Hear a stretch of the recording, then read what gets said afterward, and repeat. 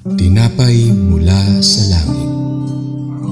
A daily morning devotion with CRC family.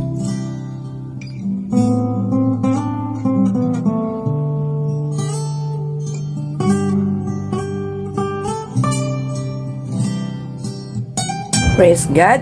Magandang umaga po sa bawat isa. Ako po si Pastora Leti Mir ng CRC Main. Sa umagang ito, ang aking ibabahagi sa inyo sa ating Tinapay mula sa langit na devotion ay patungkol sa kay Joshua chapter 12 verse 23 na ang pamagat ay The King of Dor in the heights of Dor and the King of the people of Gilgal. Tayo po ay sumandaling manalangin. Aming Ama sa langit, maraming salamat po sa umagang ito na kami po muli ay dudulog sa iyo sa aming pagbabahagi ng iyong mga salita sa magitan ng devotion ito. Ikaw po ang siyang magpaalala sa amin at nawa tulungan mo kami, maunawaan namin ang layunin mo kung bakit mo kami tinawag para sa paglilingkod sa iyo. Salamat po Ama sa iyong kapangyarihan ng Banal na Espiritu na siyang magpapaunawa sa amin sa umagang ito. In Jesus' name we pray. Amen. Sa ating introduction, the record of God's fulfilled promise.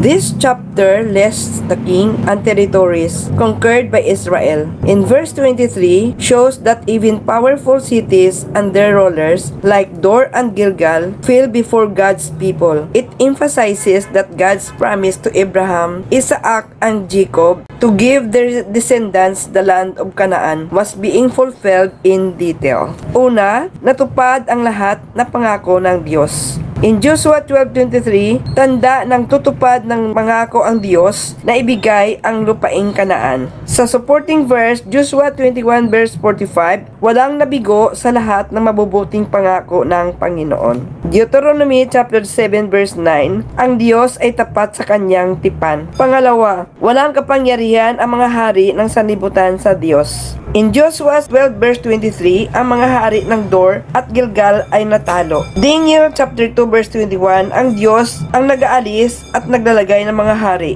Psalm chapter 2 verse 2 and 4, ang mga hari ng lupa ay walang laban sa kapangyarihan ng Diyos. Pangatlo, ang Diyos ang pinagmumulan ng tunay na tagumpay. Nakasulat sa Exodus chapter 14 verse 14, si Yahweh ang makikipaglaban para sa inyo. Sa Romans chapter 8 verse 37, sa lahat ng bagay tayo higit pa sa mga nagtatagumpay sa pamagitan niya na sa atin ay umiibig. Psalm 77 verse 11, pinaalala na alalahanin ang mga dakilang gawa ng Diyos. Sa application natin sa buhay, huwag mawala ng pag-asa. Lahat ng sinabi ng Diyos ay tiyak na mangyayari sa tamang panahon. Kahit malakas ang tukso, problema o kalaban, mas makapangyarihan pa rin ang Diyos na nasa atin. Ang ating tagumpay ay hindi mula sa sariling lakas, kundi mula sa Diyos na nagmamahal at nakikipaglaban para sa atin. Sa ating pagtatapos, ang tala sa Joshua chapter 12 verse 23 ay hindi lamang listahan ng mga haring natalo, kundi patunay ng katapatan at kapangyarihan ng Diyos. Sa ating panahon ay anuman ang ating mga hari, mga suliranin,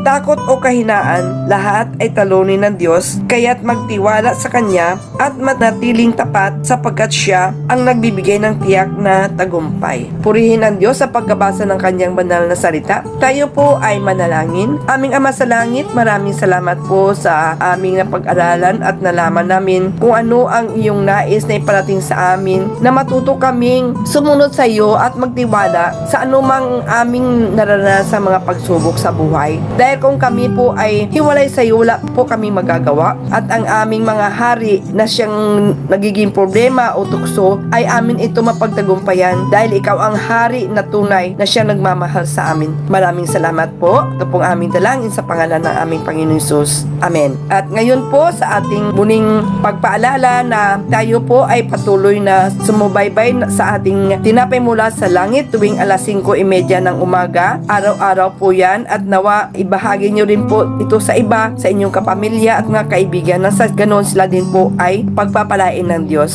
Sa inyo po, Panginoon, ang pinakatmataas sa papuri po dakila. In Jesus' name, Amen. Glory to God. Hallelujah.